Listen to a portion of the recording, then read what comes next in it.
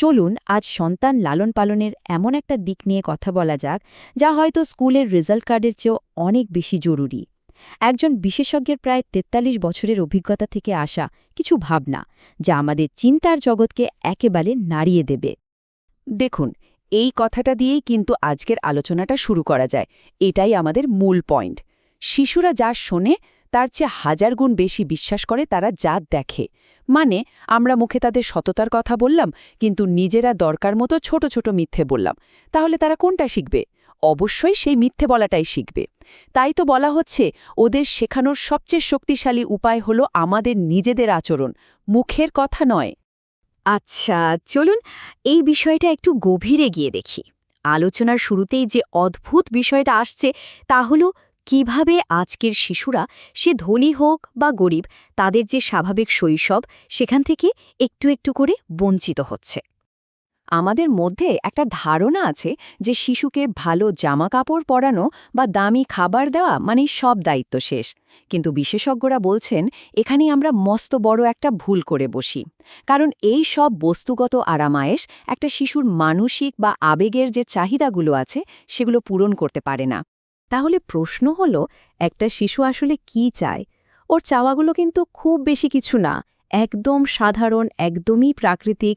মানে একটু মাঠে দৌড়ানো, হয়তো গাছে চড়া, বন্ধুদের সাথে মন খুলে আড্ডা দেওয়া আর খেলা। এই ছোট ছোট আনন্দগুলোই কিন্তু ওর বেড়ে ওঠার জন্য সবচেয়ে জরুরি। অথচ এই শহরে জীবনে এগুলোই যেন দিন দিন হারিয়ে যাচ্ছে। এই বিচ্ছিন্নতার অনুভূতিটা কি দারুণভাবে তুলে ধরা হয়েছে, তাই না? ফ্ল্যাট বাড়িকে তুলনা করা হয়েছে একটা খাঁচার সাথে। একবার ভেবে দেখুন তো, দরজাটা বন্ধ হওয়ার সাথে সাথেই যেন বাইরের পৃথিবী থেকে শিশুটা একদম আলাদা হয়ে যায়। এটা ওদের মনে এক ধরনের বন্দিত্বের চাপ তৈরি করে, ওদের কল্পনার জগৎটাকেও হয়তো সীমিত করে ফেলে। তো শৈশবের এই সংকটের পর চলুন এবার নজর ফেরায় আরেকটা বড় সমস্যার দিকে। আর সেটা হলো আমাদের শিক্ষা ব্যবস্থা, যেখানে পরীক্ষার উপর এত বেশি জোর দেওয়া হয় যে শেখার যে আসল আনন্দ সেটাই কোথাও একটা হারিয়ে যায়। এখানে দুটো শব্দের মধ্যে একটা খুব জরুরি পার্থক্য দেখানো হয়েছে: শিক্ষার্থী আর পরীক্ষার্থী। শিক্ষার্থী মানে হলো সে যে শিখতে চায়, যার চারপাশের জগৎ নিয়ে অফুরন্ত কৌতূহল। আর পরীক্ষার্থী, তার ফোকাস একটাই, কিভাবে পরীক্ষায় পাশ করা যায়। দুঃখজনক হলেও সত্যি, আমাদের সিস্টেমটা শিশুদেরকে শিক্ষার্থী হওয়ার বদলে পরীক্ষার্থী হতেই যেন বেশি বাধ্য করছে। আর এই স্লাইডটা দেখুন, কি অদ্ভুত একটা উল্টো যাত্রা, তাই না? সব কিছু যেন উল্টে গেছে। স্কুলের চেয়ে কোচিং সেন্টারের গুরুত্ব বেশি, পাঠ্য বইয়ের চেয়ে গাইড বই বেশি জরুরি, আর আসল শিক্ষার চেয়ে পরীক্ষার নম্বর পাওয়াটাই যেন জীবনের একমাত্র লক্ষ্য হয়ে দাঁড়িয়েছে। এটা আমাদের শিক্ষা ব্যবস্থার একটা করুণ কিন্তু খুব বাস্তব একটা ছবি। আচ্ছা, এই যে এত সব সমস্যা, এর থেকে বেরোনোর পথটা কি? একটা সফল ভালো জীবনের জন্য আসলে কোন দক্ষতাগুলো সবচেয়ে বেশি দরকার? চলুন এবার সেই দিকেই যাওয়া যাক। এই প্রশ্নটা কিন্তু আমাদের সবাইকে একটু হলেও ভাবায়। একবার ভাবুন তো, পড়াশোনার শেষে যখন কেউ জীবনের পাছে নামে, তখন কি তাকে কেউ জিজ্ঞেস করে অঙ্কে কত পেয়েছিলে, নাকি জীবন তার কাছে সম্পূর্ণ অন্য কিছু চায়? জীবন আসলে কি চায়? জীবন কিন্তু নাম্বার চায় না। জীবন চায় ভালো মন্দ বিচার করার ক্ষমতা, ঠিক সময়ে ঠিক সিদ্ধান্তটা নেওয়ার সাহস, কঠিন পরিস্থিতিতেও ভেঙে না পড়ে আবার ঘুরে দাঁড়ানোর মানসিকতা। আর সবচেয়ে বড় কথা, জীবন চায় মানবিকতা আর অন্যের জন্য সহানুভূতি। অথচ দেখুন, আমাদের শিক্ষা ব্যবস্থায় এগুলোর চেয়ে পরীক্ষার নম্বরকেই বেশি গুরুত্ব দেওয়া হয়। আর এই সব কিছুর সমাধান কিন্তু লুকিয়ে আছে খুব সাধারণ একটা বিষয়ের মধ্যে। আর মূল কথাটি হল, শিশুরা নির্দেশ শুনে শেখে না, তারা শেখে অনুকরণ করে। এই উক্তিটা কিন্তু আমাদের মূল ভাবনাটাকে আরও জোরালো করছে। শিশুরা অসাধারণ অনুকরণ করতে পারে। খেয়াল করে দেখবেন, ছোটবেলায় তারা বড়দের জুতো পরে বা শাড়ি পরে হাঁটার চেষ্টা করে, তাই না? ঠিক সেভাবেই বড়দের আচরণ, তাদের কথা বলার ধরন, তাদের স্বভাব, সবকিছুই তারা নিজেদের অজান্তেই নকল করে।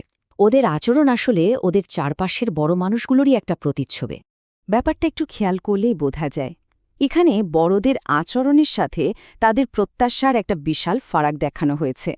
বাবা মায়েরা নিজেরা যা করছেন, সন্তানের কাছে ঠিক তার উল্টোটা আশা করছেন। কিন্তু তারা এটা ভুলে যান যে শিশু তাদেরই আয়না, তাদের উপদেশের নয়। আচ্ছা, তাহলে উপায়টা কি? কিভাবে একটা শিশুকে ঠিকভাবে বেড়ে উঠতে সাহায্য করা যায়? চলুন এবার কিছু খুব সহজ কিন্তু কার্যকর নীতির দিকে নজর দেয়া যাক। এই 4টি উপায় একটা শিশুর সুস্থ বিকাশের জন্য খুবই জরুরি। প্রথমত, ওদের উপর হুকুম না চালিয়ে ওদের সাথে আলোচনা করা। দ্বিতীয়ত, ওদের একান্তে সময় দেওয়া, মানে কোয়ালিটি টাইম, যা ওদের মানসিক শক্তি যোগাবে। তৃতীয়ত, ওদেরকে ভুল করতে দেয়া এবং সেই ভুল থেকে শিখতে সাহায্য করা। আর সব শেষে, পরিবারের ছোটখাটো সিদ্ধান্তে ওদের মতামত নেওয়া, যাতে ওরা নিজেদেরকে পরিবারের গুরুত্বপূর্ণ অংশ ভাবতে পারে। এইগুলোই ওদের আত্মবিশ্বাসী আর মানবিক করে তুলবে। আর এখানেই আসছে জীবনের শিক্ষার ধারণাটা। শিশুকে নিয়ে গিয়ে সূর্যাস্ত দেখানো, ওকে পাখি চেনানো বা একটা গাছের সাথে পরিচয় করিয়ে দেওয়া, এই শিক্ষাটা কিন্তু কোনো স্কুল দেয় না। এই দায়িত্বটা বাবা মা বা অভিভাবকদেরই। এটাই ওদের ভেতরটা সুন্দরভাবে গড়ে তুলবে। আলোচনার প্রায় শেষ পর্যায়ে এসে আমরা বলতে পারি, এই সমস্যাটা আসলে শুধু একটা পরিবারের নয়, এটা একটা সামাজিক সংকট। আর এর সমাধানটা শুরু করতে হবে প্রত্যেকটা ঘর থেকেই। এর পরিণতিটা কিন্তু বেশ গুরুতর। শুধু জিপিএ 5-এর পেছনে ছুটতে গিয়ে একটা শিশুর মধ্যে যে নৈতিকতার শূন্যতা তৈরি হচ্ছে, তা হয়তো একসময়ে তার ভালো মন্দ বা সত্য মিথ্যা বিচার করার ক্ষমতাটাই কেড়ে নেবে। আর এটা একটা পুরো প্রজন্মের জন্য খুবই বিপজ্জনক। তবে হতাশ হওয়ার কিচ্ছু নেই। এই উক্তিটা আমাদের অনেকখানি আশা যোগায়। সততা আর ভালো থাকার শক্তিটা কিন্তু অসম্ভব।